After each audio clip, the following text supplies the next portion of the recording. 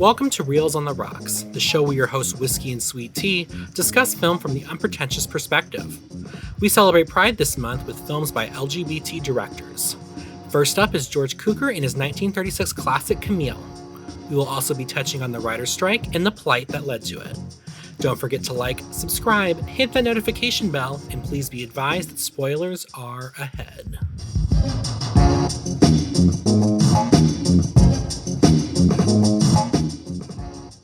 Oh, Whiskey, I've been feeling so ill. I think it's my heart. I don't think it can keep me going on much longer. Oh, cool. Who should I get to replace you? I was going for a dramatic, touching scene, and welcome back, everybody. That was basically what that was supposed to be. In case you've missed us. Oh man, it's funny. Last time we recorded, I said that movie news was really slow, so we covered the whole stupid beer controversy from like a month ago, which is already very like old news. But now, not even now, like a week after we recorded that, the writer's strike happened. So we have that to discuss before going into the movie. But before we discuss anything, what are you drinking this episode, T? Okay, so I went all out this week. And my drink is, I found it online. It has nothing to do with the movie or anything. It's called the Camilla. Ooh. And it is a combination of, grapefruit juice, a chamomile honey syrup, a vodka, Prosecco, and then you even have like you take the rind of the, of the grapefruit, and you twist it up, and so you make a big enough one, twist it, looks like a camellia flower. Sounds very citrusy and refreshing. Right? And well, I started making this cocktail like 2 hours before we started recording, because like it said, you need to like take this, the syrup is made, with water, honey, and then chamomile tea leaves. And then you have to like boil them and then let it like cool for like an hour and then strain it. So I did all that. And then I had to, juice a grapefruit. Juicing citrus is never fun because your hands will feel dry for like years afterwards. But they'll smell amazing. Right. They smell great. Just don't go out because you'll get that, you'll get that sunburn that you get just from contact with citrus. And then I was trying to peel and roll up the grapefruit so I could make so it's a really, really tiny flower. It looks more like a rosebud, but I technically made the flower. But yeah, so let me give this a taste, see if it's any good. Oh, that is delicious. Careful. I know. I'm having flashbacks to that Jack and Black cocktail from a few episodes ago. Hey, and this is a nice nod to our composer of our theme song also. I used Grey Goose vodka in it, and I don't know if you know this, but the when he composed it, the song is called Grey Goose and Juicy Juice. So, I did not know that. I don't, I didn't do any research. This is your movie pick. No, but it's funny. It's like, so, we're recording this beforehand, obviously, but these are kind of rolling into our summer picks. This film is the first of our pairing of directors who are gay in time for Pride Month, but it's also summer, so I'm doing something kind of similar to yours. I'm way less, I'm a lot more lazy than you. I just went with a Topo Chico. First time for this show, me drinking hard seltzer, and hilariously, I think first time I ever had hard seltzer was only like a year ago. I was seeing a show during my trip in Nashville. I think I mentioned in a past episode, and they had a bar there, and at one point they had like a hard seltzer you could buy that was from Tennessee. It was like some local thing. I wish I could remember. It had a cool name too. But yeah, I've never really been into it. Not a super White Claw person, but this sounded nice. Topo Chico hard seltzer, and it's a strawberry guava one. Ooh. So I'm just gonna crack this open, get some nice AMR for the episode. One sec. Oh, right, so satisfying. That should have, yeah, right. All right, so that's tasty. If you like Topo Chico and like harder seltzer drinks like that, there's a popular drink over here in Texas. It's called Ranch Water, and it's like tequila, Topo Chico, and like lime, and you just put it together. Oh man, use Blanco tequila. Our show is the last place to preach about alcoholism, but it is kind of funny to me. I do worry about our generation a little bit because, like, I just saw an ad, Simply Juice. Like, they've got an alcoholic beverage now. It's Oh yeah, it's a little worrying when it's a little worrying when every single beverage company has like an alcoholic variant, because it's like, my God, we're really going through it. Listen, I'm not super in here. Sonic sells hard seltzers in the grocery store. You can buy canned hard seltzers, in your favorite flavors. Not sponsored. I mean, same here. Cherry lime. Do you get the cherry limeade seltzers there and everything? I believe so. Again, Sonic? I'm not a hard seltzer guy, so it's not really what I'm looking for, but I see it there in the grocery aisle. Like, there's obviously White Claw's the big one. There's this one, I don't think this is alcoholic, but they're kind of missing out if they do. Me, I'm a big sucker for like cool stuff. It sucks because I don't like IPA beer, but all of the IPA beer have like the coolest names. And it's kind of the same thing with this one seltzer, Liquid Death. Yes. Sounds badass, but I don't think it's even alcoholic, which is no, fine. It's not. I drink. I think I drank it on an LaCroix. episode one time. Actually. Or no, It is I just talked to you. then. No, it's not alcoholic. But I think That's I drank it what I on episode mean. because of the name, though. Yeah, but they come in flat or sparkling. The whole point, it's supposed to be death to plastic. That's why they're always sold in cans.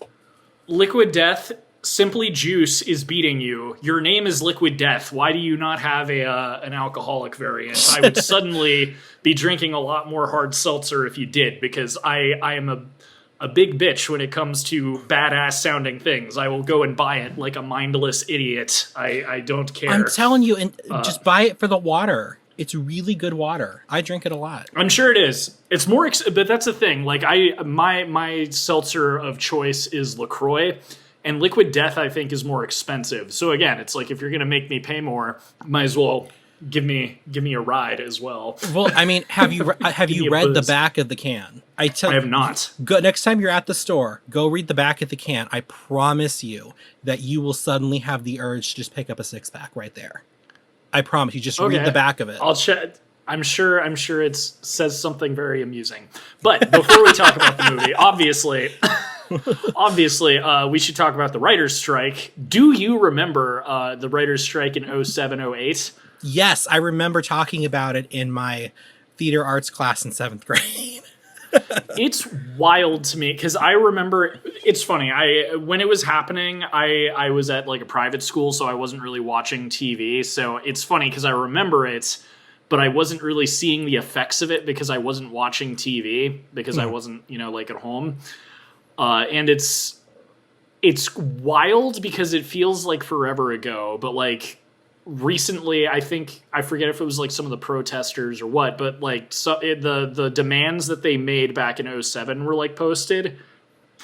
And in case anyone is thinking like, oh, these writers are just being greedy, one of the things that was being talked about in the last strike, initially studios didn't want writers to get any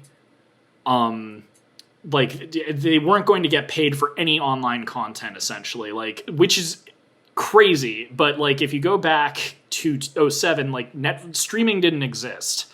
Like, if you were streaming something, like Hulu was something that you could watch TV on the internet for free, which is funny because now you have to pay for it. But back at the time, it was unheard of for you to be watching any content outside of like YouTube goofy videos on the internet. But now that's where it all is. So if the studios had gotten what they wanted in 2007, 2008, if you were a writer for Netflix, you wouldn't get paid, period. That's because that awful. would have been online content. But again, it's like they think that the writers are stupid or something. I think they released the demands. Basically, like, the thing that they're complaining about is it's like very gig based. There's a bunch of complaints, but I remember like one of the ones that's actually pretty crazy is it's like, if you might write an episode for like a TV show and then they're like done with you and you get like a flat paid for that episode, you don't get residuals, and then it's like, okay, find a new job. You don't get to like stay in the writer's room. You don't get to like, do anything further with the episode unless you write like another one or something. But it's very chaotic. Right. And it's, what have you... what have you seen? Because I've seen so much like hatred towards writers. I've seen a lot of support too. And it's also cool living in LA. You see the strikes happening.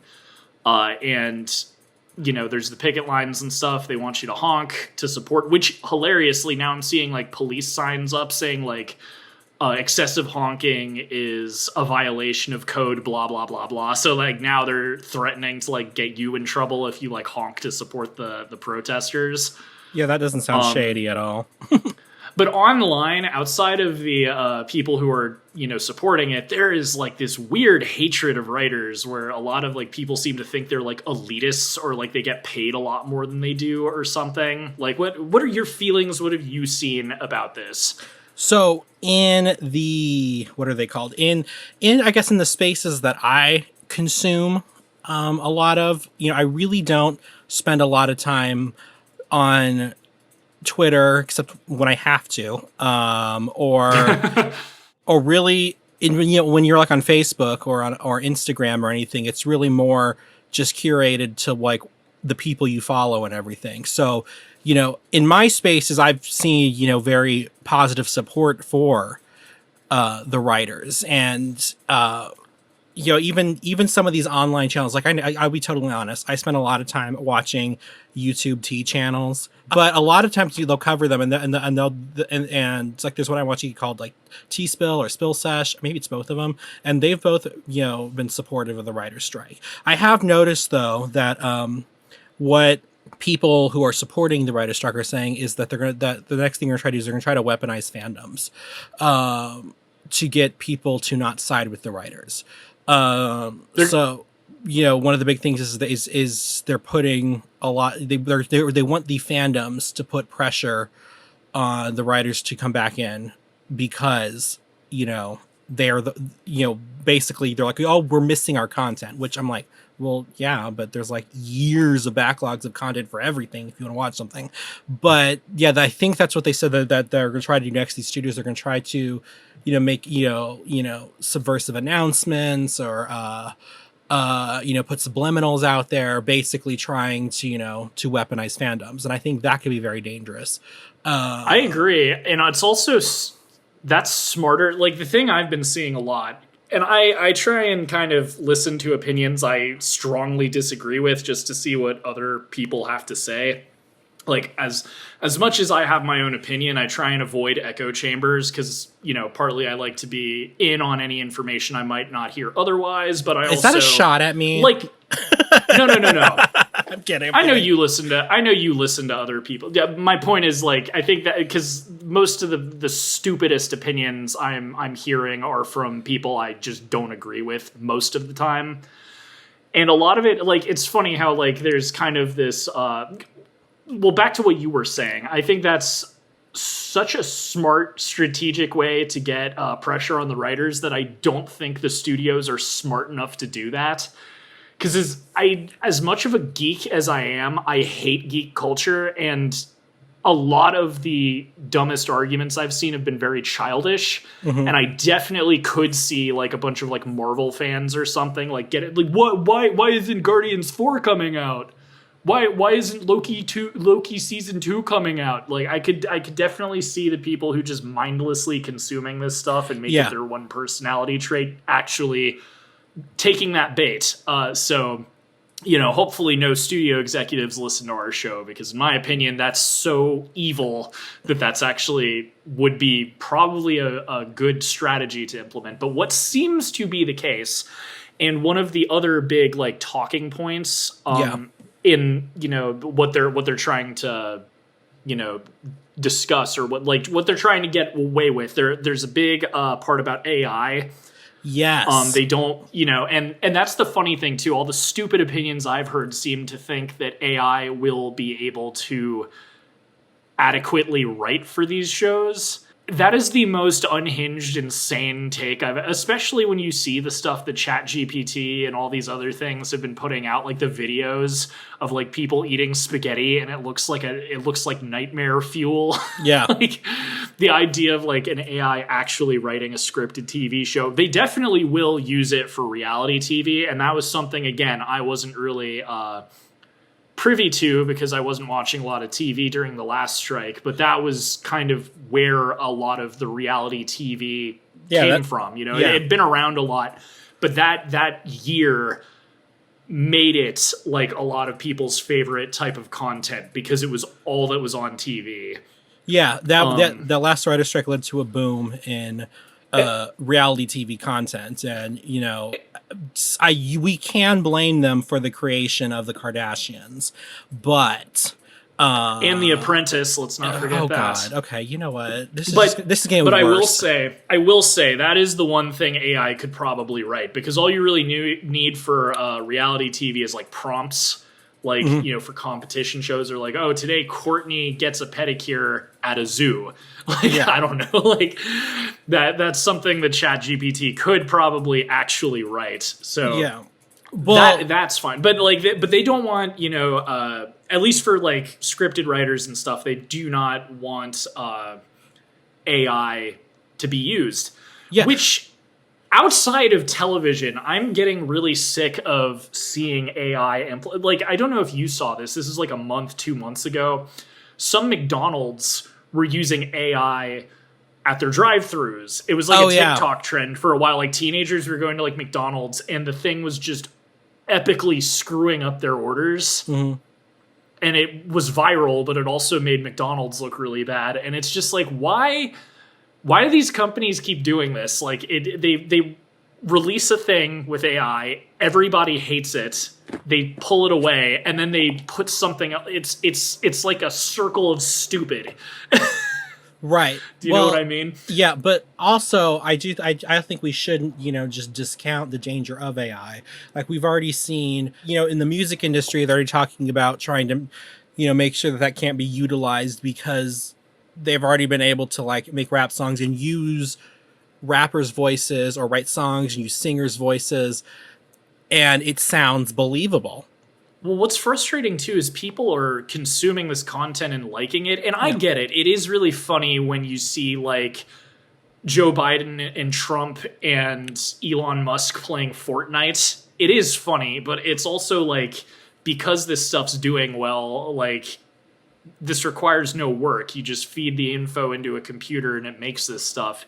And outside of entertainment and television, it's so funny. Like, what was it? Last year, 2 years ago, we talked about Terminator. And for years, that was like the big fear with AI, is like computers becoming sentient. I don't think anyone buys that anymore. At least if that were to happen, it would have to take like hundreds of years. Like, with how, you know, technology is advancing rapidly, but as far as like a computer actually thinking for itself, that's becoming kind of far less plausible than people thought decades ago.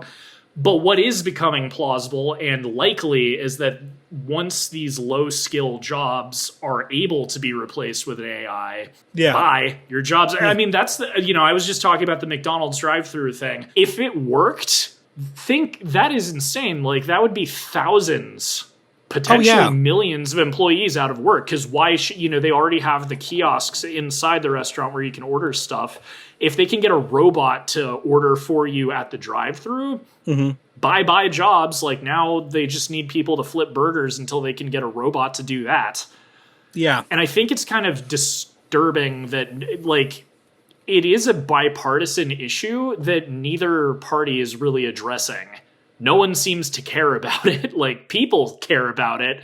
Well, and this is kind of something that I've always wondered, because TV was heavily regulated for the longest time, and to an extent it still is, but it's like once streaming took off and the internet took off, it's like no one bothered to legislate or and I just said the word, I can't think of what it is.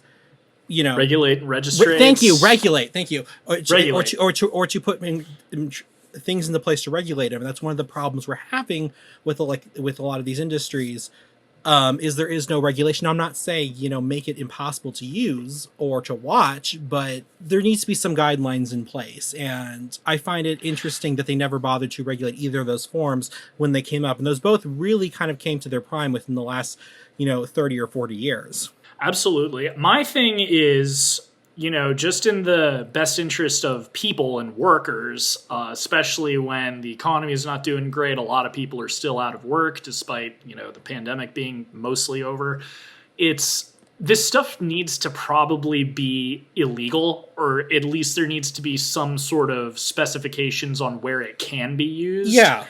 Because these companies aren't going to stop. Like, McDonald's is going to keep making AI better until it can replace those jobs, and then it will replace those jobs. And that's just one job. We're also talking about the writer's strike, but it's like, this is a widespread problem in all industries, and it's disturbing to me that, again, this isn't even something you can like bandwagon politically, like, oh, you're a conservative, or you're no one is fixing this problem. And it's like, people have been complaining about this for a while, but it's just annoying that no one in like Congress or the Senate or the president, no one cares. And it doesn't seem to be like divided on party lines. It's just, no one's addressing it. Yeah. There was a funny, I forget who I saw. Someone said this. It's like, someone should make like deep fake spicy content of like some of these people. I think this was like back with the deep fakes of like Twitch personalities or something. Yeah. But they've got a point. People should start making like deep fake illicit videos of like politicians, and then you'll see that legislation written up really quick. Right. Legal note here. We are not at all advocating for any of this or asking anybody to create this. This is just, we are just using a hypothetical to illustrate a point. No, absolutely. And frankly, if that were to happen, I doubt our show would be the spark. I'm pretty sure again, I heard that from someone else who was commenting on a similar situation, but it's like, it's I guarantee me or the person I heard it from are not the only ones thinking that. So, again, whether there's a fire lit under their butts or not, someone needs to address this stuff, or else it's going to start hurting everybody and not just the ones who are very vulnerable. Right. And then, so AI was a big talking point. I mean, when I first heard that the studios wouldn't even agree to not even use AI, I was already disturbed by that. I'm like, that should be an easy, of course not. No, we will not use AI. Because it's not like they're using it now. You know what I mean? But the other major issues that I heard about was the size of the writers' rooms and the and the amount of episodes per season. Now, yes. I do sort of blame this trend on streaming. Not necessarily streaming, but I guess streaming. And I actually really started with HBO with their Prestige series. They would start doing, instead of like, the typical standard format for the longest time was like 23 or 28 episodes a season. They started doing the 10 or the 13 episodes a season, and streaming got it. And they started doing like 6 or 8 episodes. And it's been getting down. Basically, it's going to get down to the point where no one's going to make TV shows anymore. They're just going to make movies. But because of that, their job security or whatever it is, they would have income coming in throughout the year. And now that's no longer happening. They're being paid for the work they're doing that takes 3 months, and then, they have nothing to do for the rest of the year or money to come in from anywhere. So that is also a problem. They talked about how essentially what has happened is, even though this is a unionized industry, they've created, like you were talking about, a gig economy within the unionized industry. And that's a problem too. I mean, the fact that they can't depend on a year-round income or anything like that, that's disturbing. They should be able to, and I know some people saying, oh, the lowest writer that's on the roster makes, $4,000 a week. I'm like, yeah, that's during work time. And keep in mind, they also live in most of the time in California or New York, where the, rent and cost of living is exorbitantly high. So that doesn't go as far as you think it does. Well, and also, speaking of, there are no residuals for streaming, which is crazy. Back in, TV, every time the episode played on air, you would get some money for it if you were a writer. Now, they don't do that, which is crazy, because I guarantee all of these places can see how many times someone has viewed an episode. So by that logic, YouTubers are getting paid, going against the people who think, writers are all super elitist rich people. It's like YouTubers get paid better than writers because they get paid per view, based on ads that play on their videos and stuff, but they get paid better than writers because at least it's based on how many times someone has watched the content. That's Right. not the case with streaming. It's if you are writing for a show that is still being syndicated on cable, yes, but if it's just a streaming show, you get paid once, and congratulations, you wrote the most popular episode of Stranger Things that's been viewed 100 million times. Yeah. Hope that I don't know how much it would be, but hope that one paycheck was enough. Right. And I've always said, and so far I have yet to be proven wrong. Maybe I will be in the future, but I've always thought that the way people are paid and the way streaming works is not sustainable, because since you can literally watch anything at any time as many times as you want, that really sort of changes how you can get paid. Like, for example, when, like, first off, if you ever worked on Friends, you are like never have to work again, because that's running like forever. But Yep. for example, Warner Brothers can license out episodes to TBS. They have in their contracts how many times that can air, how far apart they can air, how many airings per episode are allowed. So they could control. So basically, they knew up front how much licensing that out to them was going to cost them, and then the licensing fee that they did would usually cover some of that, if not all of it. But the fact that they can't really control how many plays or anything something has, that's created a major issue for them. And then some people have said, well, I think one of the solutions we came up with, well, if it's on the streaming, they should be paid a residual, for as long as it's up there. So then now that's created a problem. And I think some places have started doing this. They've started pulling content off that's just sitting up there because people would be paid, even if no one's watching it. So they still have not figured out how exactly to do this properly. Yeah, and you're not wrong. It's sometimes I feel like you hate Netflix, but I know you like some of the stuff that they do. But that has been something since back when I was still in college. It's like the amount that they were paying for the amount of, because it still blows my mind how many things come out on Netflix in a year. It's ridiculous. Like the amount of shows and movies. It's like 10 networks worth of stuff, and it's like and we're seeing that too. That's another topic we won't get into in this episode, but Netflix is finally enforcing their whole you have to pay more if there's more than one person on an account. See, I never understood why that was their option, instead of just going, hey, only 4 people can use this account, and that's it. To me, that made more sense. But then they want to do this per household, and a bunch of people are like, well, my child in college that's 5 states away, they want to watch something. Of course, Netflix is like, well, then they can get a subscription. They're in college. They don't have any money. I don't understand. Crazy, because that's how, and we're going to see how it goes. And every other streaming platform is watching this too, because I think Netflix is going to fall on its face. Because when I'm a bit, I wouldn't say I'm a fan, but Netflix has been there since streaming started. Like, that's how I started watching. I watched Hulu back when it was free, but as far as like movies and things that I really wanted to watch and like cared about, Netflix was it for a long time. That's not the case anymore. And not only that, but it's like, if you're really into like Warner Brothers content, you've got Max now since they've rebranded. Disney, and not even just Disney Plus. Disney has like a bundle, so like you can get Disney Plus, Hulu, and ESPN. All for like and it's like that bundle to me is like the best deal out of any of them, because you get 3 streaming things. You have sports if you care about it. You've got the more mature content on Hulu, because that's where Disney puts all of its Fox stuff. So all the more like R-rated stuff, and Alien and Predator and stuff. Or if you're in the UK, it's on something called Star. Yeah. And then Disney's for like the family, and if you're into like Marvel and stuff. But like just for the value, it's like that 3 streaming platform bundle is like the same price as a Netflix account. Yeah. Why would you care about unless you're like a diehard fan of like Stranger Things or something?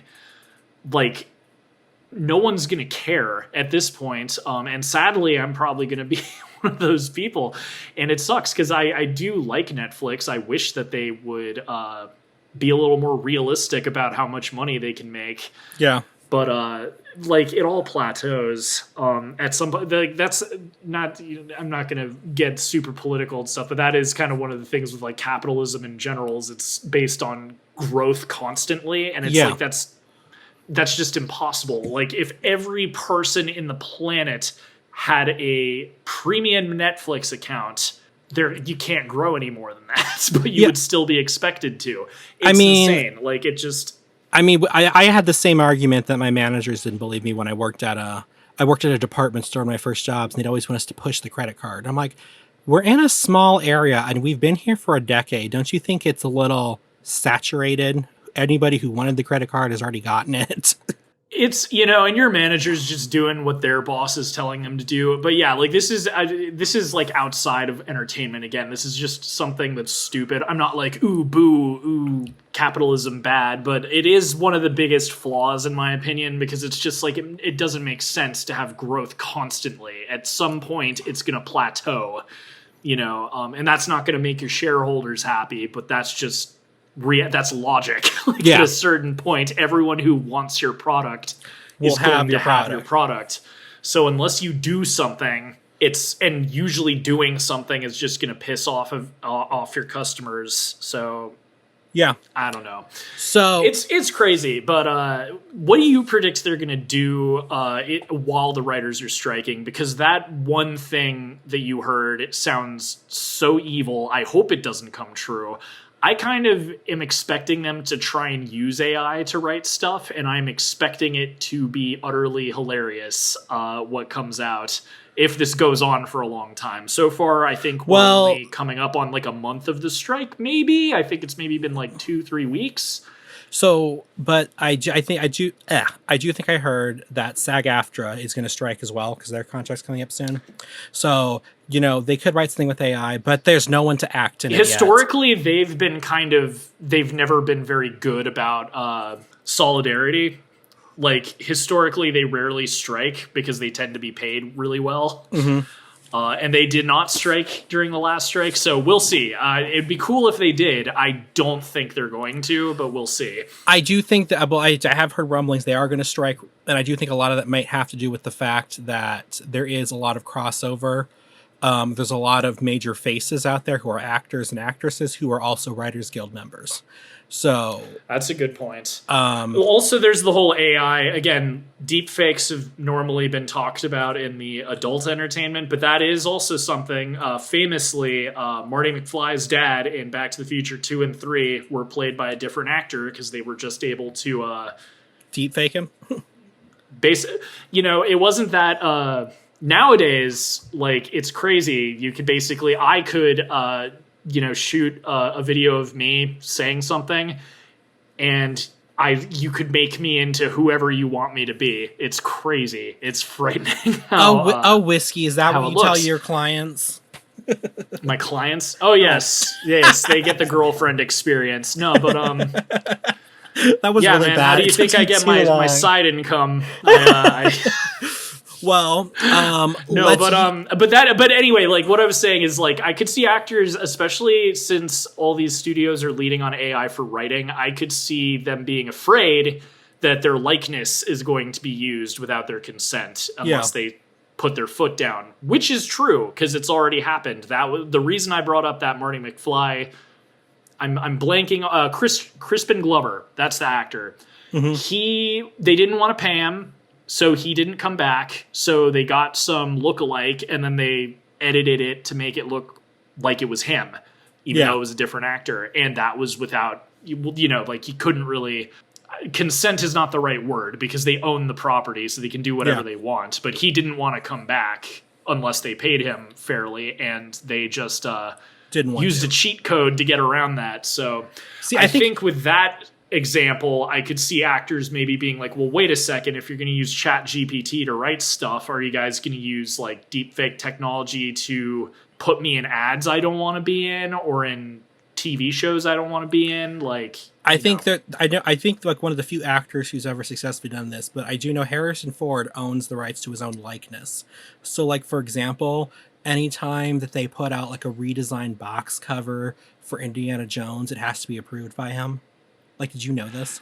This just made me think, this is a little off topic, but I just thought it was funny. I saw a headline recently. Apparently, they thought it was a good idea to premiere the new Indiana Jones at the Cannes Film Festival. Yeah. And it's got a rotten score on Rotten Tomatoes already. So I just thought that was funny. But yeah, no, I think all actors should have, rights to their own likeness. It's crazy if they don't. But that's the reason I could see the SAG-AFTRA following suit with strike. Frankly, everybody should be striking. Yeah. There's a lot of the Directors Guild, like a bunch of stuff is pretty wacky. It's been over a decade since the last update to the way things work in the world of entertainment, and frankly, I think writers are probably getting it the worst. But it would probably be in everybody's best interest to try and get a little bit more of that pot, because it doesn't really seem like it's being fairly shared. Yeah. And again, for anyone who thinks that everybody over here is rich just because they work in the film industry, it's mostly a blue collar job. Like, unless you are like a famous actor or actress or something, like a lot of the people, it's a gig system. It's a lot of people. It's almost like carnies. They travel from location to location. They set up their sets.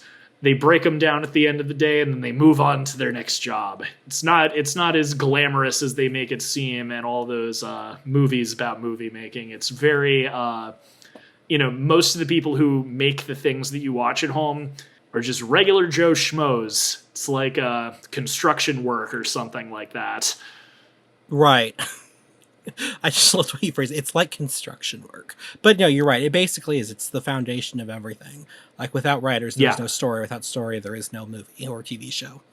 But now that we have shown our support for the writers of America, let's go ahead and I will keep honking. I don't care if they arrest me. Every time I drive by Warner Brothers, I will violate noise, whatever the hell it is. Honk for both of us. I just think it's funny that they put that up, because it's like now they're kind of trying to scare people, because that's the whole reason they're asking you to honk. They want the people in the buildings, the executives and whatnot, to hear it. Like, if you lived here in LA, they're doing it out in front of where their bosses are. In some cases, it's not even out in front of like the studios or anything. It's in like business buildings, miles away, because that's where the executives are. They want you to honk because they want them to hear all of the horns blaring and know that nobody likes it. It's kind of like at our alma mater a week ago or whenever it was. The what is it? What's his name? Zaslav. Pay your writers. I know they started chanting that during the thing, and he like stopped a few times, tried to keep going, and then he started back up with again. There will be haters or something, and everybody just started laughing at him. It was the dumbest thing ever. Yeah, which again, like that is the reason they're asking you to honk if you live here in LA. It's because it's about hearing everybody hate you. Yeah. Or not you, but like they want the executives to hear all the honking and be like, oh wow, nobody likes what we're doing. Maybe we should reconsider. But anyway, yes, so on to what we're talking about. So what is the movie? Today's movie, much like my drink, is called Camille, from 1936. This is a classic. And as you said, this month we are spotlighting gay directors. So I'm going to give you kind of just a brief history of the director of this film, George Cukor, before we talk about the film Camille. He's been around the industry forever. He was working like steadily from the 1930s up to like the 80s, and his film, his work crossed over not just film, but he even had some television movie work back in the in the 70s. So he had a very long, illustrious career. He was sort of known as the patriarch of gay Hollywood at the time. He would regularly throw parties on Sundays where other closeted actors and people in the industry would come and hang out and bring their fabulously delicious boy toys with them. I don't mean to interrupt. I am curious. Was he out when this movie came out? It was an open secret. Basically, everybody knew he was, but like they really couldn't. In fact, sometimes he was even arrested at some point for a same-sex sexual act, and the studios worked to get him out of jail and have it, and it was never reported on in the news. Did he ever formally come out? Not really. I don't think I could be wrong, but from what I've read about his life story, I mean, I did just read sort of a synopsis. There was nothing like, in 1964 at this thing, he mentioned, I didn't read anything like that. And I was actually this sounds bad, but I was actually very relieved to find out he died of a heart attack, and not usually, because usually you hear that a lot of these closeted people, they die from AIDS. So, he lived a very long life. He lived late into the 80s. And he was very prolific. He put together many, many films that we've known and loved. For example, I'm going to give you a few that I recognize. The 1935 David Copperfield, a movie called Adam's Rib, My Fair Lady, The Philadelphia Story.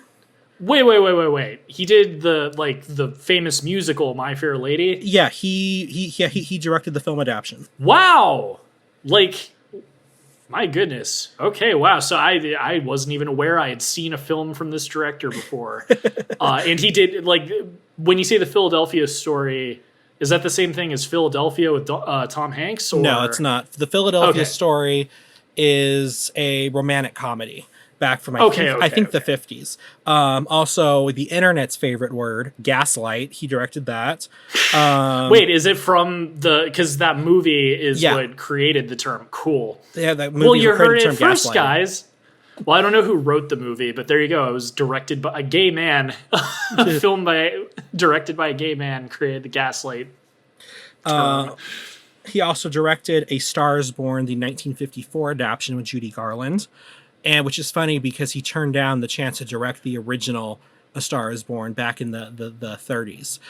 And then, of course, I have to mention this. He also had contributing work in Gone with the Wind. He actually filmed some of the scenes. He was ended up being replaced by Victor Fleming later on. But he was... some of his scenes do stay intact in the film. That most of them were reshot, but I know for a fact that when Rhett Butler makes his entrance to the Atlanta Bazaar, that is George Cukor's work that we do see in the final film. But this guy was amazing. He was well known for his ability to work with female actresses.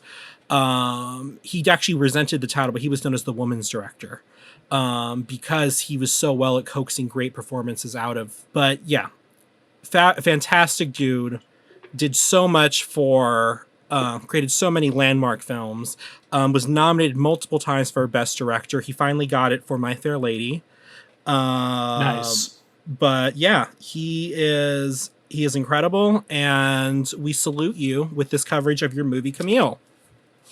Boom shakalaka. So, as I said, directed by George Cukor. Camille. This is adapted from a French book called Les Dames aux Camélias, which was published in 1852. It was written by Alexander Dumas Fils. Now, if that name sounds familiar, it's because his father, Alexander Dumas Père, wrote The Three Musketeers.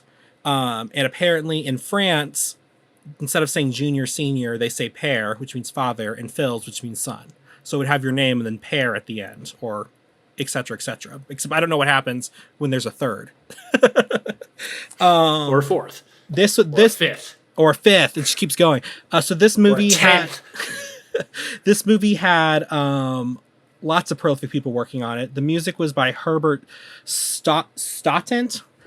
He did the music for Mutiny on the Wizard of Oz, which he won an Oscar for, and National Velvet.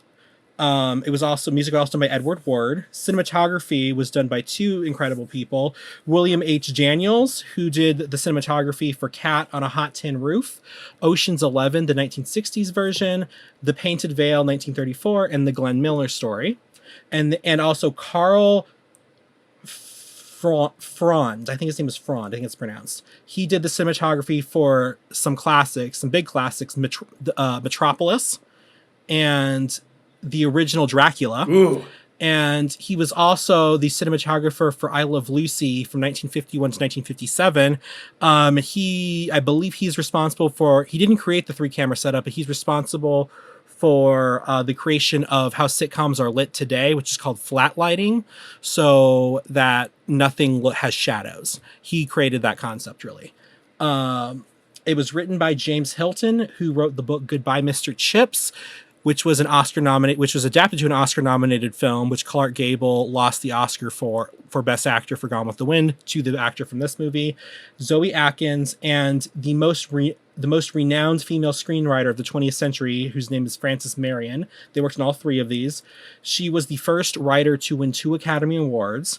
She wrote the 1926 adaptation of the Scarlet Letter, 1917's A Little Princess, 1917's Rebecca of Sunnybrook Farm, 1919's Anne of Green Gables, 1917's Poor Little Rich Girl.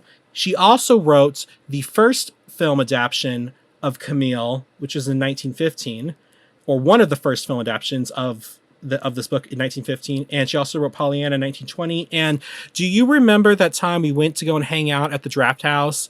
We were going to see, I think, Crimson Peak, and we watched some random movie, the silent movie that was on the screen in the bar.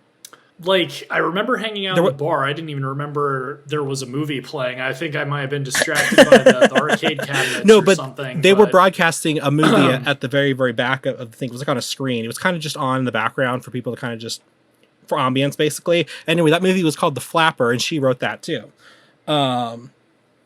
So all in all, a very, very stacked, just from the technical part of the film alone. This is very, very stacked. The budget for this film... I was going to say, it's kind of funny how movie people converge. Like, the more movies we cover, the more we end up talking about, like, people who've worked on, like, a ton of other things that maybe we've talked about, too. It's like you just listed, like a quarter of AFI's top movies. Like, just okay, crazy. So then we have, let's get into the nitty-gritty. So I found conflicting figures in different spots. So I'm just going to go with what Wikipedia said. So it said, and I'm assuming that this is adjusted. I don't know if this is adjusted or not at all, but I'm just going to go with what this thing says. So the budget was $1,486,000. And the box office was $2,842,000. I do know, without the figures in mind, that this was a very successful movie. In fact, it was brought back to theaters a couple times because of how great it was. It has a 92%, I believe, rating on Rotten Tomatoes. It was nominated at the 10th Academy Awards for Best Actress for Greta Garbo. She did not win the role. Not win the award. And also 1937, the Critics' Choice Award for Best Actress for Greta Garbo, which she did win. And then it is number 33 on AFI's 100 Years, 100 Passions. So it's considered the 33rd best romantic movie of all time by the AFI. Now, previous adaptations of this movie took place. There was actually 4 of them before this came out. So anybody who says that remakes are a new thing is incorrect. It was 1915, 1917, 1921, and 1927 of this story, because the book La Dame aux Camélias was a very, very well received and very, very popular book. So finally, let's get to the cast here. Been talking about the technical part for a quick minute here. So Marguerite was, of course, played by the fantastic Greta Garbo. Armand was played by Robert Taylor. The Baron was played by Henry Daniel. Monsieur Duval was played by Lionel Barrymore. And I looked up the family tree, and I believe he is Drew Barrymore's great uncle. I believe. Yeah, she's known for coming from a family of actors. Like, her father was also a really famous actor. Her father, basically everybody was. Like, there's literally a Wikipedia page for the Barrymore family tree of actors. They've all, and I guess she doesn't have any kids, does she? Okay, I wonder if they're ever going to. You don't have a choice anymore. The family commands it. I mean, at this point, it's like they are obviously part of cinematic history, but it's just funny that all of them, like, because I saw that in the credits, and I was like, it can't be her father, because this movie is I believe, really old. So it must It's be her grandfather, but like, oh my god, I knew her father was an actor. I didn't I realize. believe it's her back. grandfather's brother is who this guy is. And then Nanine was played by Jessie Ralph. Prudence was played by Laura Hope Cruz, which I will just quickly toss in here. If you've seen Gone with the Wind, she plays Aunt Pity Pat in the movie. And then Gaston was played by Rex O'Malley. So after getting all that out of the way, big list. What did you think? What are your first thoughts? Well, so when I watched this the other day, you sent in a message like, "Oh, I already know what you're gonna say or think or whatever," and I'm gonna predict what you think I would think of the movie. I'm predicting that what you were expecting me to say is, "Wow, this is a lot like Moulin Rouge, but worse." I thought you were gonna say that. Okay, you're half right. This is a lot like Moulin Rouge. I wonder if that was inspired by this. I will tell you, it was listed as one of the. It was. Camille was listed as one of the inspirations for the movie, but a lot of places consider Moulin Rouge to be another adaptation of Camille. That's kind of what I got from it. But as for your other thing that you were expecting me to say, that it is worse. No, it's interesting because I feel like you think I hate Moulin Rouge because I've said that I'm not a huge fan of Baz Luhrmann. Just because I'm not a huge fan doesn't mean I don't recognize the guy has a talent. What's interesting is I'd kind of say better than Moulin Rouge. The interesting thing about films of this era is that a lot of the stuff that I like about movies hasn't really been implemented into movies. Like at this point in time, the cinematic language was still kind of being figured out. Like a lot of movies were just sort of like stage plays that were filmed. And that's what I got from this. But the good side of that is I feel like old movies from like the 30s and 40s are better written than movies, especially today, because they have to compensate from the fact that they can't really dazzle people the way movies do now. So honestly, I think this was really well written. That being said, what I like about Moulin Rouge is absent from this, because despite what I've said about Baz Luhrmann in the past, the dude can really, like, he knows how to amaze you. Like, I always talk about, like, really cool or interesting cinematography. Like Moulin Rouge is super just engaging. Like the way that it's shot, it's very energetic. It knows when to be slow and have like long tracking shots. It knows when to let the scenery do the talking, and during more energetic points the camera moves a lot. There's a lot of frantic movement in that movie. None of that in this. And this criticism also does apply to, like, I really like horror movies, and another you mentioned one of the cinematographers worked on Dracula. The old Universal movies, as much as I like them, they also fall into this category where those kind of got off being interesting because they were aping a lot of German expressionism to make the movies look a lot more moody. Outside of that, they're very basically shot. Like there's not a lot going on, and that's the thing with this movie. But it's one of those criticisms I can't really be like. It's almost like being mean because no one was shooting anything super interestingly because they hadn't figured out how to like film dynamically with like a moving camera and things like that. So it's like it's one of the downsides, but it's like most movies didn't really do that. All they knew was like the basic establishing shot, medium shot, reverse shot, kind of basic. It's also funny how you said that one of the cinematographers sort of invented the way sitcoms are filmed, because that's sort of the way this film is filmed. Like it doesn't feel like a sitcom, but like all of the settings and blocking and everything is very basic. But like I said, I think it's really well written, so it compensates well for the fact that you're not really seeing anything visually interesting going on. There were so many really good lines that I almost started writing them down. One that was kind of cute that I do remember off the top of my head was, "Are you sleeping?" "No, I was dreaming."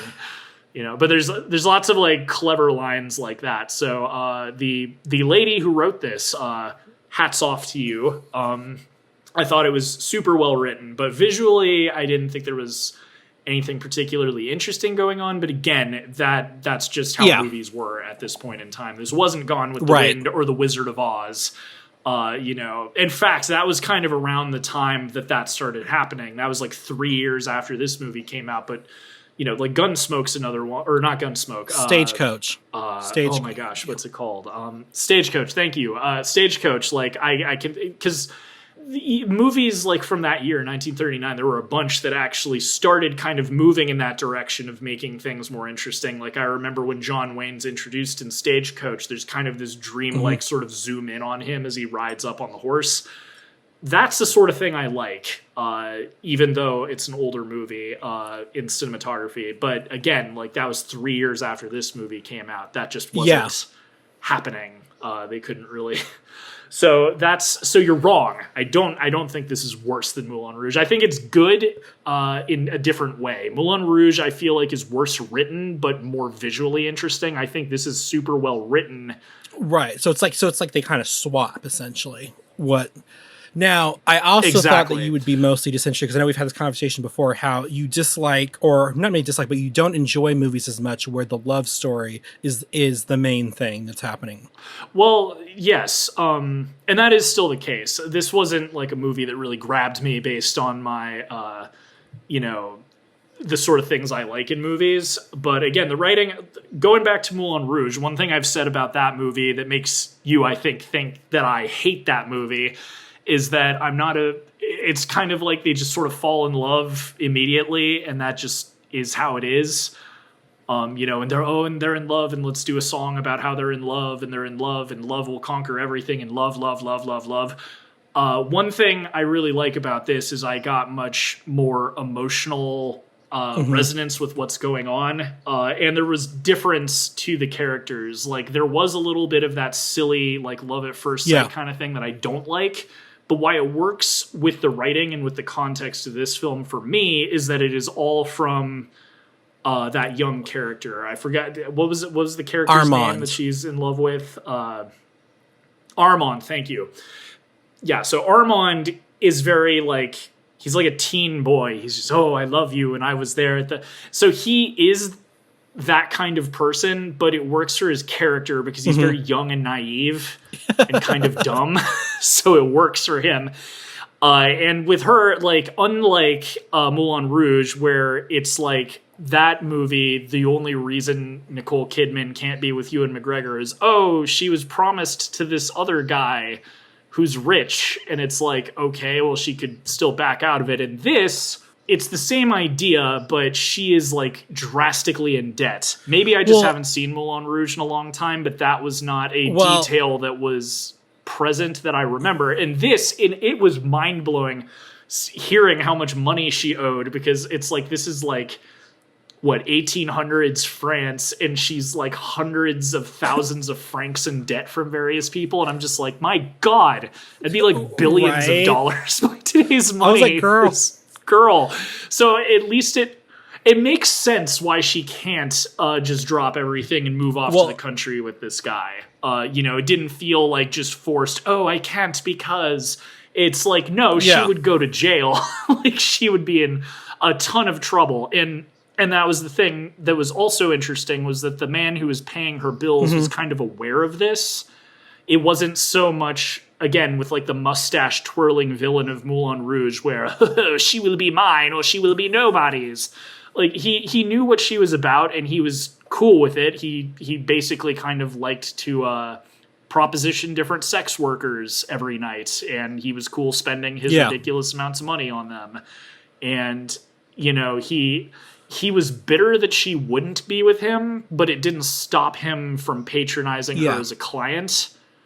Like this, as I said, it's just better written. Like motivations make more logical sense.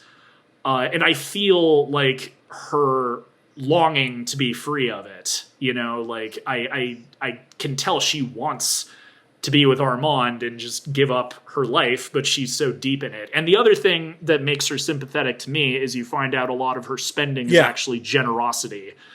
she does have expensive taste, but most of the time when she's spending stupid amounts of money, it's to, right. help Like when friends towards out. the beginning when she does that auction for to get those horse carriages so that driver will have employment.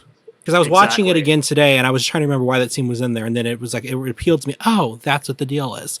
I will say in Moulin Rouge, the only other higher stake I can think of besides he's rich and he wants you is he does own the deed to the Moulin Rouge, and essentially the fate of everybody who worked there was in her hands.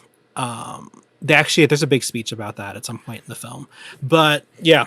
Again, it's been a while since I've seen Moulin Rouge, so maybe, but that's one thing about that movie that just irritates me is I hate the just because excuse. Like, oh, he's evil just because. Oh, they're in love because.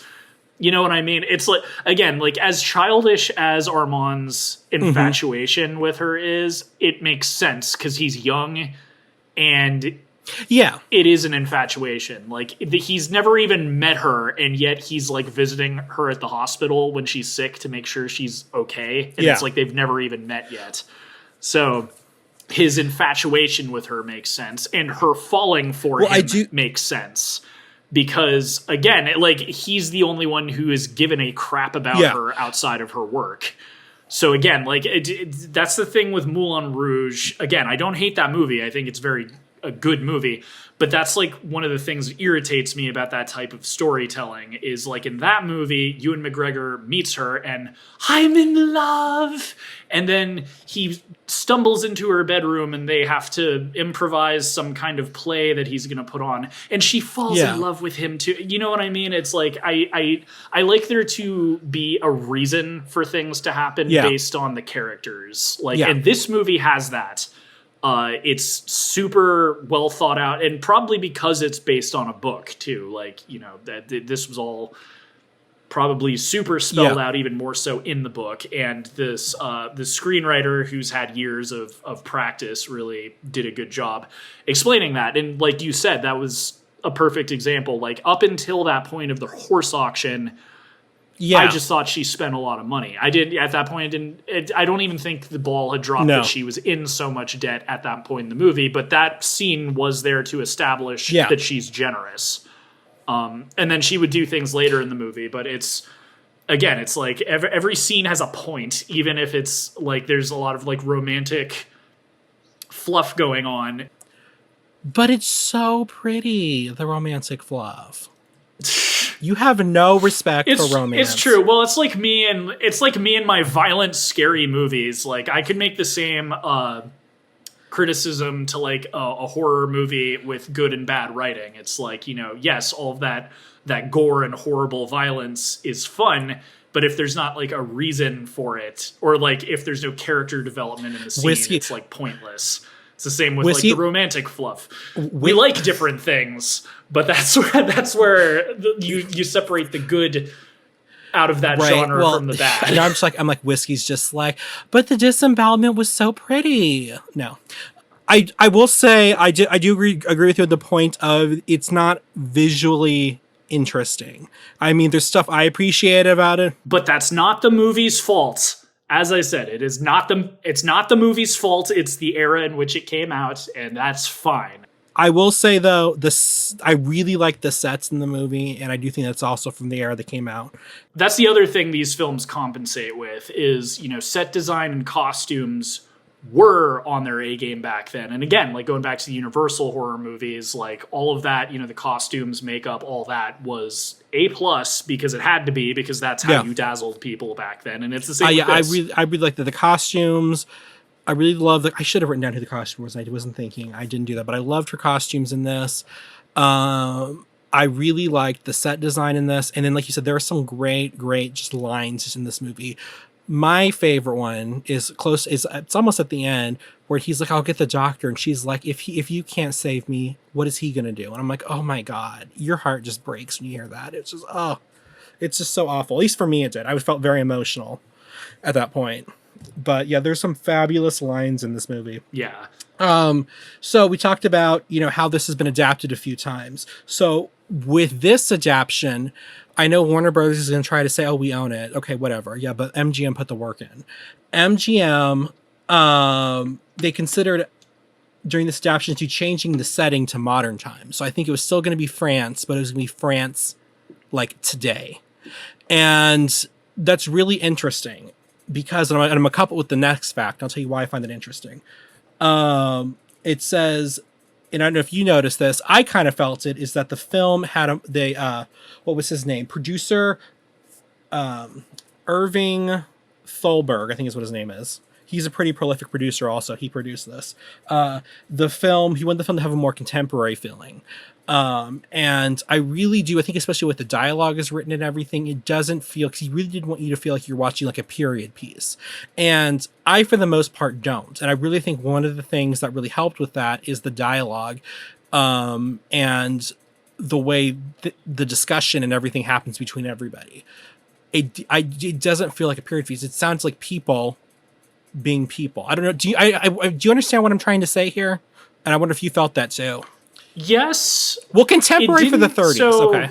Yeah. No, I get that. There definitely was like kind of a way that they were talking. It's hard to judge, because I'm not from the 30s.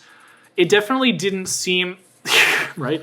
No, but it didn't seem like it was from that era, but I don't know, man. Like it didn't feel like alienating. I wasn't confused by any lines of dialogue.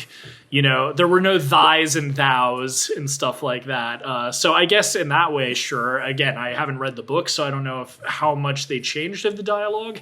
It doesn't feel like dated. Like if this movie came out today and it had this dialogue, I don't think it would be jarring, or it would feel like it was from. Yeah. You know what I mean? Like I kind of get what you're saying.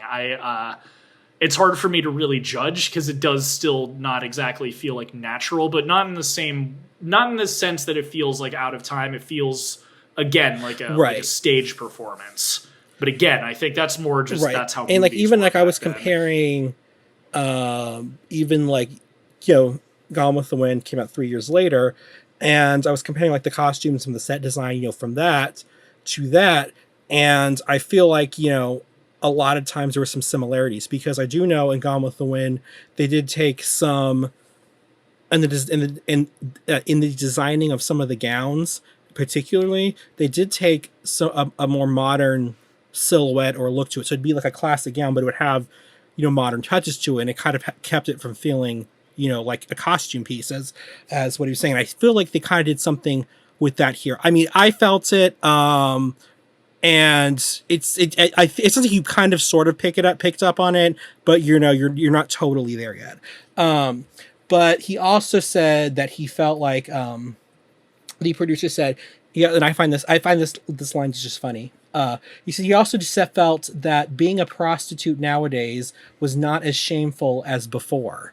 So that's one of the reasons why. I mean, I haven't seen any of the other adaptions, but apparently in a lot of the other adaptions, Marguerite comes across as very unlikable. And there did have to be, I do know there was some sort of like coding and stuff in Hollywood and stuff about how things can be done. But I guess a lot of times because she's this background as a prostitute or courtesan, the films went out of their way to make her an unlikable person. So in this adaptation, she is pretty likable. And I will feel, for me, I did feel like I didn't really like her as much at the beginning. I liked her like maybe after the first third, like after he meets her, and then when she decides, I really like this guy, I want to meet with him all the time, I'm going to leave the Baron. That's when I kind of started to like her, because I feel like, I don't know, she was less, and they made this point in the movie that she was the least sincere woman in Paris. After she becomes a lot more sincere, that's why I like her from that point on. But I just think that's funny because like we still have a problem today with like slut shaming and everything like that. I do like that he said, I feel like being a prostitute isn't shameful. I mean, like it shouldn't be, but I do. I find that funny, especially like he's saying that in like the 30s. That's interesting because I feel like it's almost, I don't know if it was worse, but like I'm thinking of also like even in the future in like the 70s and stuff. It's like when serial killers were like killing prostitutes, sex workers. It's like, oh, whatever, it's just it's an interesting take because I don't think that's really true. I mean, I didn't think that was true either, and especially with, I do know that there was an outtake in Gone with the Wind, where the prostitute Belle Watling was, they had a segment where she was out in, the field of the soldiers, feeding them water out of a bucket, and that was told that had to be cut because that made her character too likable or something, and they need to have a hard stance on her. Movies are wild. No, but I take that, like, it's interesting that that's where that comes from, because I always, like, I see what he's talking about, but I just sort of attributed that to the good writing, because again, like, she comes off a certain way. I'm thinking of the opening scene in the carriage where it's like, oh, I only buy the finest things. And then she goes to the opera house and it's like, oh, well, I have to be with the Baron. I'm sure, and she's kind of a little bit bitchy to that other sex worker who wants to get with the Baron. And like, I wouldn't say like I hated her, but I would not say I was really sympathetic to her at the beginning of the movie. It was as you learned more about her. Like, as I said, I feel like the first kind of tide turning for me was that horse auction. And then there were other things that kept happening where it's like, oh, again, it's like you see the reasoning behind the things she does. It wasn't entirely selfish, and a lot of the selfishness comes from the fact that she was like a country bumpkin from like the middle of nowhere. So it's like, the idea of having enough food to eat was considered a luxury where she came from. So even though she can't afford it, she's just like, whatever, I'm going to live it up while I have the means to do so. So it makes her less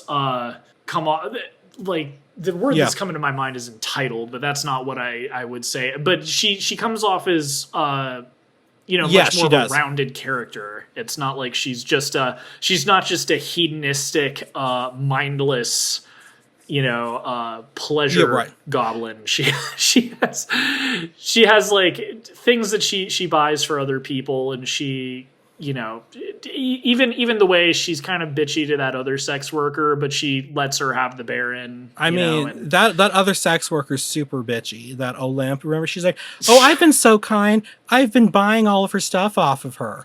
Oh, great. So you're just waiting till like the price is like the fire sale to really come in and give her money. Got it. Exactly. But no, I think you're absolutely right about how her character does come across as much more well-rounded once you watch the full picture. There's a couple sequences I really liked of her. One of them, in this one, actually plays with the audience's expectations.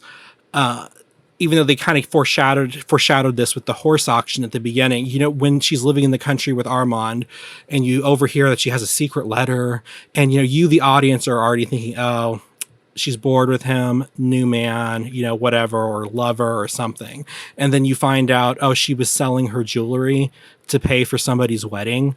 Like, I feel like that was kind of really meant to kind of like, stick it to the audience for being judgmental about, because even I did it. I was like, oh my God, really? You're having a great life. Well, it's clever that was another great scene, like the horse auction, because what I think was smart about the writing is that the audience, there was no dramatic irony. We were finding out at the same time as Armand what her intentions were. They could have let us know what the letter was about before that, he found it and read it.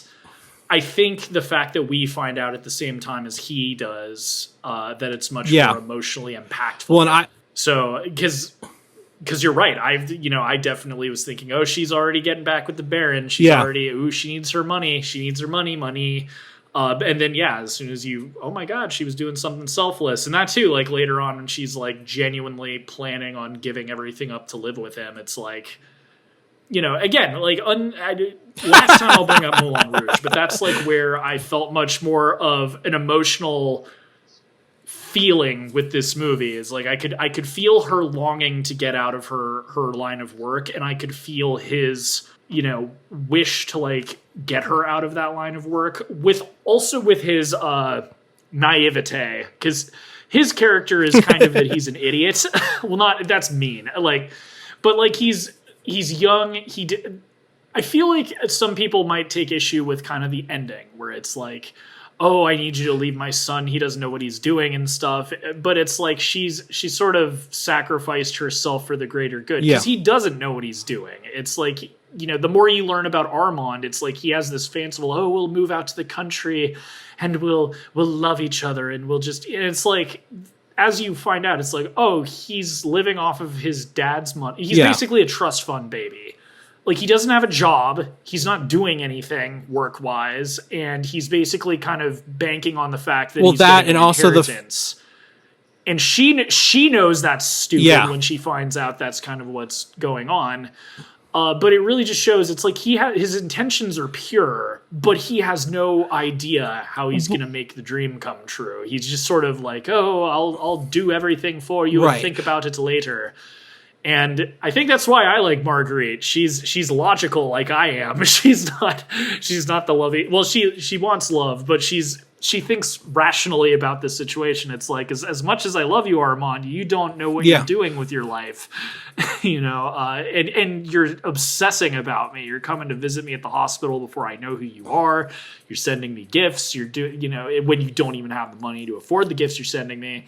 Like, I need, like, her kind of sacrifice at the end of the movie being mean to him on purpose to kind of snap him out of it.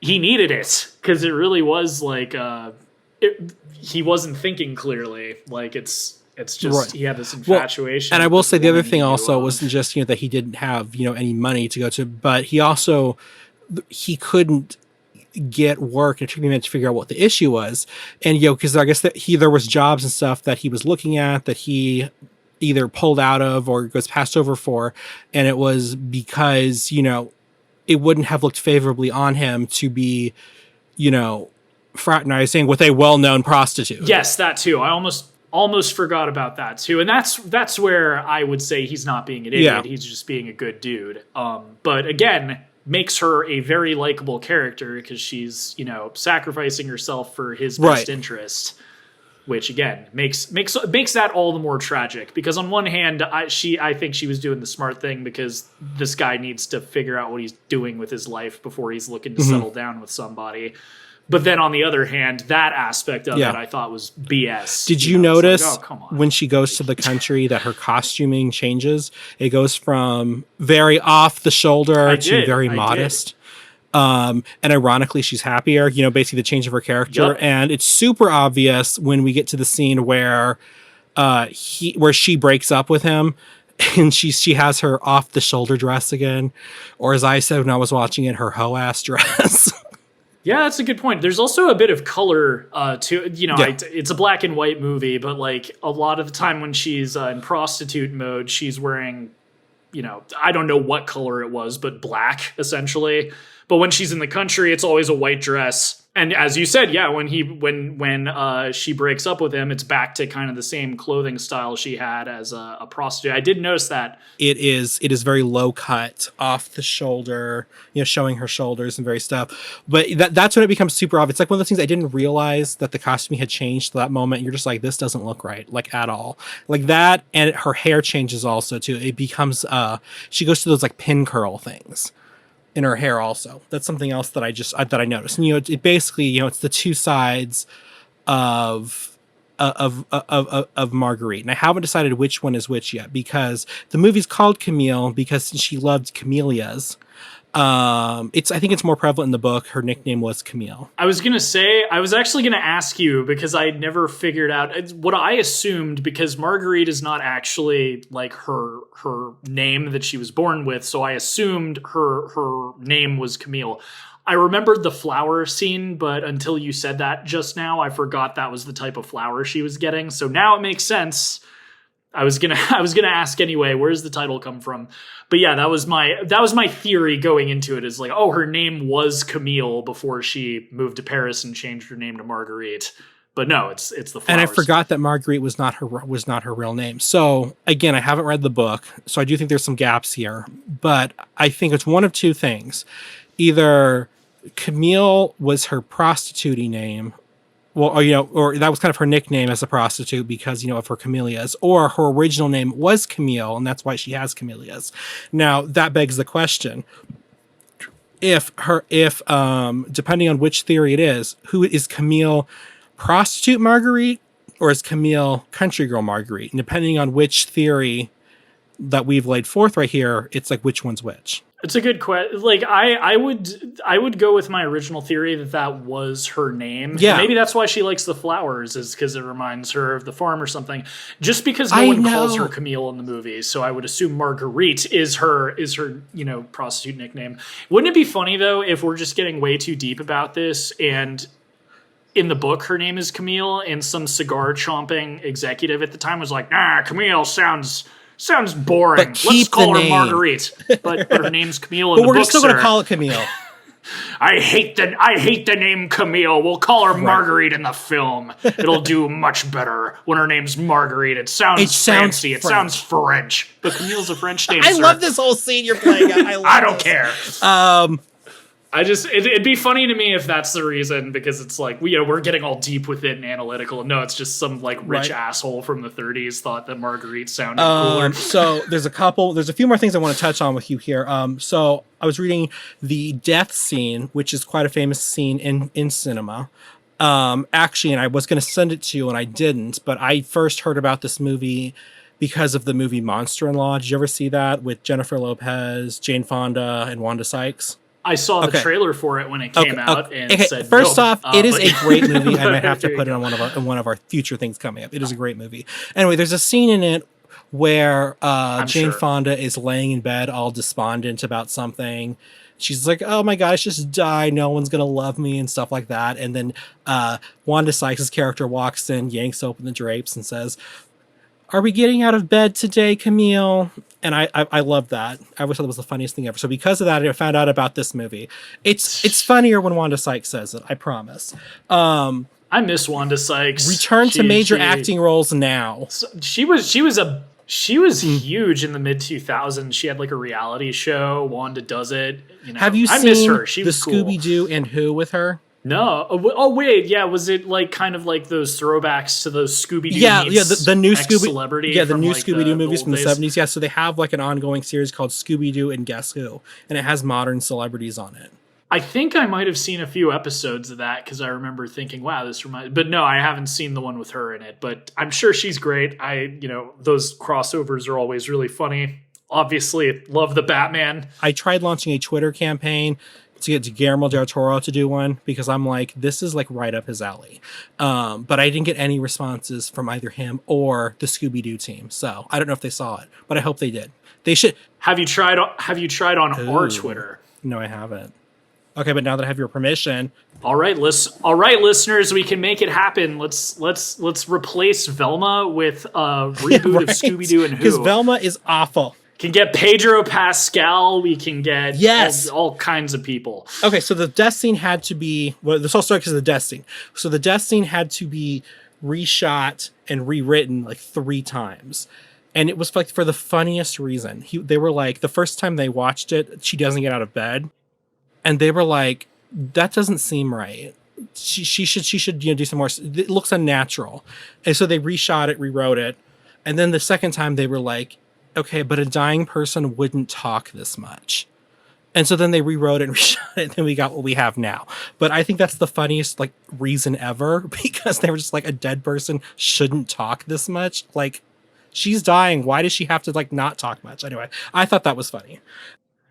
I kind of agree, because I do think the death scene's really good, and partly because I really do buy Greta Garbo's...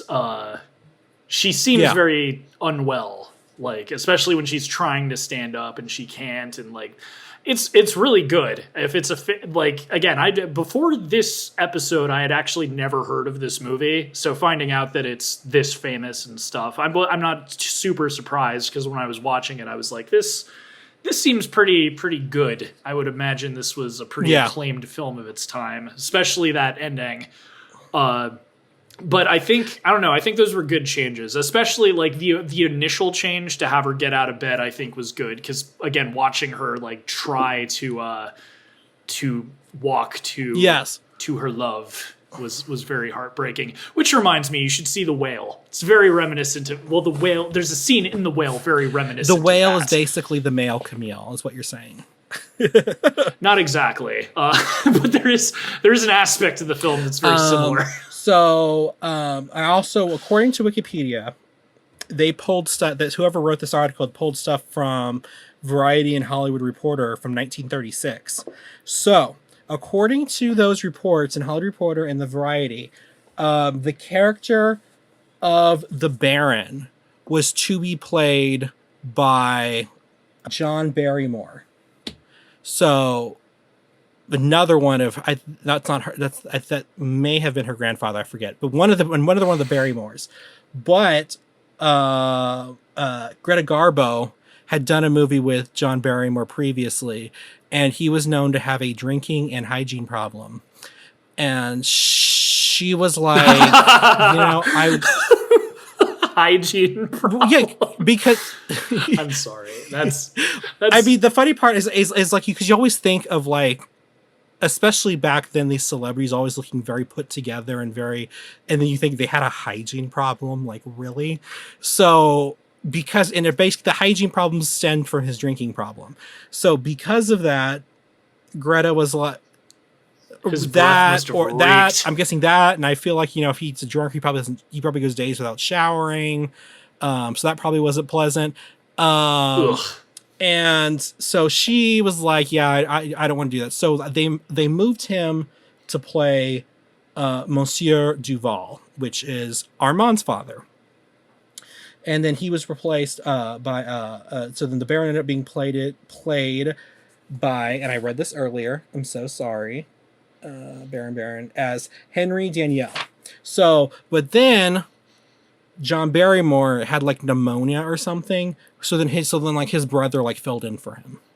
So I thought that was pretty interesting that was like such a major thing that it was covered in the press at the time. Because usually we don't hear any of this stuff about old movies, except what's in a like usually very tabloidy memoir or something. But well, it's actually very impressive you were able to find all that. Like, what movie did we review? It was Harold and Maude, where I was like trying to find reviews at the time because I know it was like a controversial movie, and I was like, and I couldn't find anything. So I'm impressed you were able to find so much behind the scenes info. So this movie utilizes one of my least favorite plot devices, and I see this in everything, and I hate this, and I understand why they do it, and it makes sense, but it's irritating. Because you know me, I'm all about the communication. At least I try to be. And you're like, you don't communicate at all. But who are you? Who are you? But I hate the plot device of things go terribly wrong because nobody sits down and has a discussion about it. I'm like, oh my God, Marguerite, girl, sit down with Armand and talk this out. He loves you enough that he would listen to you if you said, don't do this. Like, I hate the thing, and then because she has to go and pretend to break his heart. Well, she actually does break his heart, but she has to pretend to hate him or something. And it's just like those are always so difficult for me to sit through. I'm just like, oh, this is just awful to watch. But it's like watching like somebody step on a deer. It's so sad. I think part of it is the time, not just the time period that the film takes place in, but also the time period the film was made. Good communication skills were very rare, and especially in the time period that the film takes place in. I don't think really like open discussion was something that was very commonplace. Also, I kind of disagree. I don't think Armand would listen. I think he'd be like, "I love you no matter what. I don't care if it'll ruin my life. Yeah. I'll still marry." You know what I mean? Like, I don't think he would have listened. But if it were like set today, I would agree. And I agree with you in general too. I hate that too, where it's like, oh, let's keep a secret from someone because we don't want to I don't know, hurt their feelings or whatever. I mean, like, I understand because everything logically makes sense in the movie because she's like, she doesn't want to tell him it was his dad because she wants him to have a good, relationship with his father, all that fun stuff. But I was just like, I mean, come on. This is a life change, maybe like, it's like, hey, this is what happened. This is how I feel. And then, but no, I know she says she has to break his heart because otherwise he'd just come after her again. I get all that. It still irritates me that no one just has the discussion. It really does. And it irritates me that they still kind of use this plot device like today. And I see it. I've saw it recently in something. I can't think of what it is, but I really hate it when they do this. I'm like, please have a discussion. Like, I don't know if you've ever seen much of Three's Company. Literally the entire show is based on that's kind of that. That is the show. That's literally like, I'm going to tell this character something and not tell another character. Again, I'm with you. It's really frustrating. In this movie, I think it works though, because again, this is like very old fashioned. It's like women usually weren't like listened to. You couldn't really have a discussion with someone if you were a woman. So kind of manipulating him, it makes more sense in that context. Do you know what I'm surprised about, T? That you enjoyed the film. I'm just kidding. Well, with how many times this has been adapted, I'm surprised that there isn't already an adaptation in the works for this to take place in the modern day, for instead of it to be in France and for it to be a courtesan, for it to be a girl on OnlyFans, right? And for it to be, and you could call it Cam. Eel. Okay, I kind of really love that, and now I kind of like really want to see it. I'm just like, well, hey, that's why I'm the best co-host, because I come up with the good ideas. Why has no one adapted that yet? I don't know, man, but I came up with the idea, so I get all the money. I was trying to think. Once the Writers Guild is done with their negotiations, just, you hear that, Warner Brothers, just siphon me the money and you can make Cam Eel come into, and all the teenagers would love it. Can make it rated R. You can have some nudes. Make it like a Euphoria episode with just tons of drugs and sex, and people will come in flux to see your adaptation of an 1800s You know what novel. I love? I love the fact that no one bats an eye that just adults, thousands and hundreds of thousands of adults sit down every week, probably millions, to watch teenagers have sex and do drugs, and no one bats an eye because it's on HBO. I just like... Well, maybe we'll talk about it next time, but kind of news that was breaking like yesterday, or the new show by the Euphoria creator is about to come out, and it's already making it was by him and angry. The Weeknd, I think. Yes, and there's some allegations about on-set behavior. I don't know. We'll see if any juicy drama continues to come out. But this film, though, it's one I really, really like. It's, like I said, it's not my favorite. I don't like watch it all the time. It's definitely a comfort film for me. It's one I've seen enough times I can kind of just have it on in the background. I just kind of just, like you said, it's romantic, but I don't think it's goofy. Like, do you know what I mean? Because sometimes romance films, especially period romance films or romance films from the 40s and 50s, they can just be goofy. And I'm just like, what? Who behaves like this? Like, for real? Like, who does this?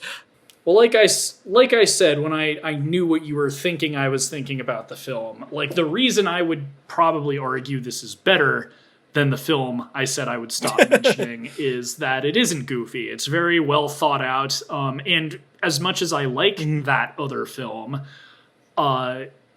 it is very goofy in comparison to this. And it was the early 2000s. We were all on lots of low sugar sodas. Yes. But yeah, no, I wouldn't say this is goofy. Yeah. This is classic Hollywood. This is like the kind of movie that comes into my head when I think of like golden age Hollywood. Like, if I'm not thinking about the uber famous films from the time, like, if I'm thinking of just like, I don't want to say generic, but like, the first type of movie that comes up when I think of like classic Hollywood. This classic is like the Hollywood romance, period piece, romantic. So that being said, in your infinite cinematographic imagination, Cinephiliac. Cinephiliac whiskey. Where would you rate this? I don't think that's the right way. As a cinephile, I think if I'm a cinephiliac, that's a whole Listen, other thing. I don't know what you do in your spare so my time, rating okay? That's is, up to you. I'm sexually aroused by old school projectors. No, but so I like this is very good. I will say, like, I'm rating it lower just because it's not my type of movie. But that being said, this is very good. As I said, this is. We always talk about like if you're like an aspiring filmmaker, what types of movies to watch. I in general would say if you're like struggling with screenwriting, watch older movies because, like I said, they kind of overcompensate in the writing department because they couldn't do so much stuff visually back then. So I feel like if you're struggling with like dialogue or like how to compose like a scene so that the blocking is interesting and people are like watch older movies, and that would include this. So just because I'm not really into the big romantic period piecey sort of stuff, I'm rating it lower, but that does not mean this is not good. I'm not surprised to hear this is on the AFI list and everything. It's quite good. So I'm going to give it a 2.5. Above average, but still, not my favorite thing ever. I think I'd still probably rather watch some other movies from the time, but I am very happy that I've seen this. Yeah, and I would watch it again. It's when you'd watch again. It's not like one that you have to like make sure you own a copy of or anything like that. But it's one that you definitely enjoyed. You weren't. And I'll clarify. I did get some feedback from someone like 2.5 out of 4. We do a thing on this show where we're making fun of Siskel and Ebert's 4-star rating. So I've had some people like in my life comment that they aren't sure about that. So if this is the first episode of the show you're watching, that's why it's exactly because there's no middle ground. Something's either good or awful. We're making fun of them. Exactly. So I will go ahead and give this. I'm going to give it a 2.8 out of 4. And the reason why is I feel like fair enough. You can give it a 3. You don't have to be super scientific about it. You like this movie. You can give it a 3.5. I'm giving it a 3. And the reason I'm not giving it a 4, even though it's one I really enjoy, is just because it's not the movie's fault. For all I know, this movie popularized this narration device, not the narration device, the storytelling device of the. We're going to keep a secret from the main character, even though we know it's going to cause all sorts of mayhem, instead of just having an adult conversation. So because of that, it loses a star or a half star. And that bugs me. So I'm going to give it a 3 because I do think it's really good. It's not my favorite of the period, but it's up there. It's a really, really nice one. I'm actually surprised that this one isn't like in the Criterion Collection. I know like there's other films like the Philadelphia Story that are.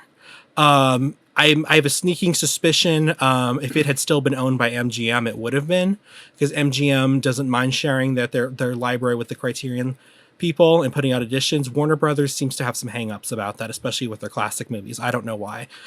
Well, you know what else is interesting is obviously I had to do a bit of searching to find out where I could rent this. And you know what's odd? Why isn't this... Going back to our earlier review of Ghost, why isn't this movie on Max? Way to go, Warner Brothers. Why isn't this the same way? Why isn't Ghost on Paramount Plus? Why isn't this film on Max, Warner Brothers? Because if you bought it from MGM, shouldn't you be proudly putting it on your platform? Because their Blu-rays out there saying Warner Brothers Archive Collection. Exactly. I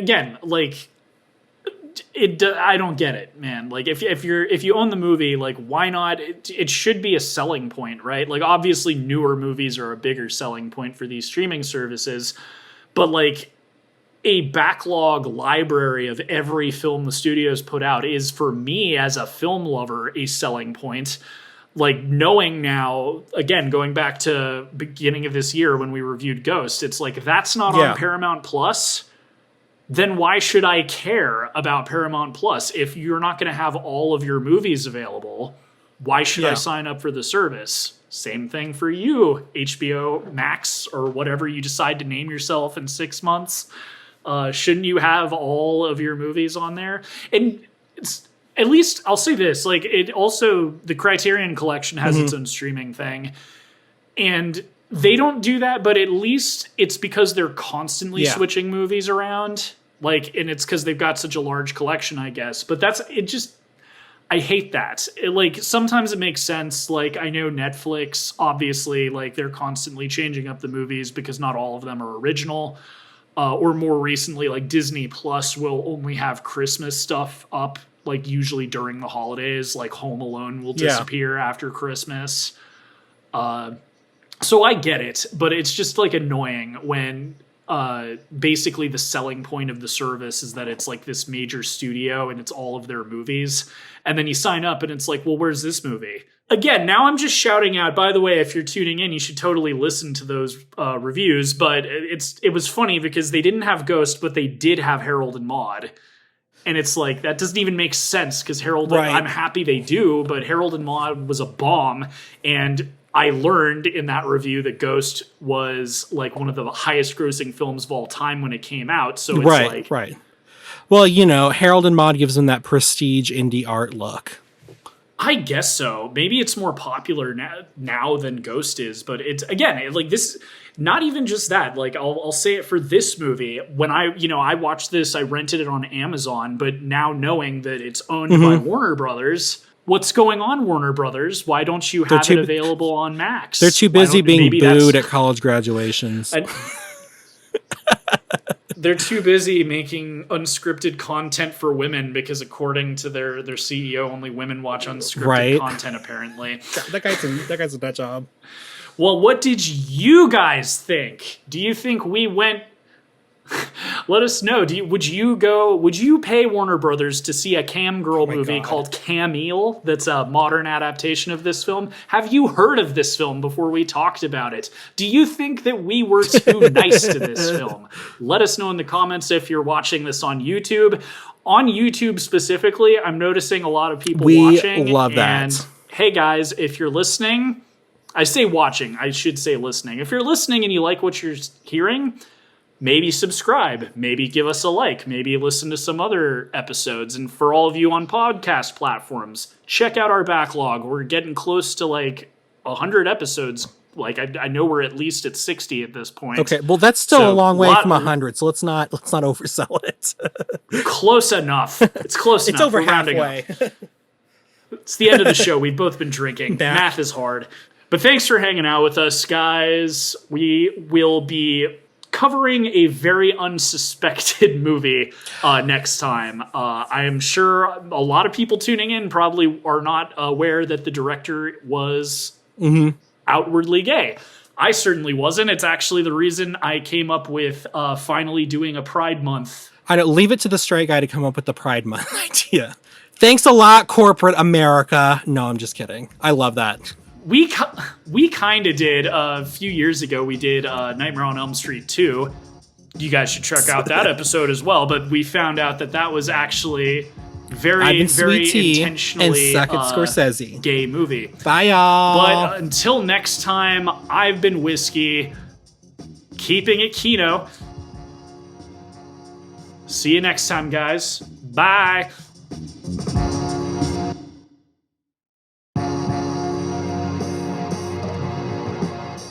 Reels on the Rocks is a production of La Prince Laboratories. It is produced by Alejandro Castillo, edited by Andy Reisfeld, and features original artwork by Ace Esparza and original music by Pat Mars. Follow us on Twitter at Reels on the Rocks, and tweet at us with any movies or topics you'd like us to discuss in the future.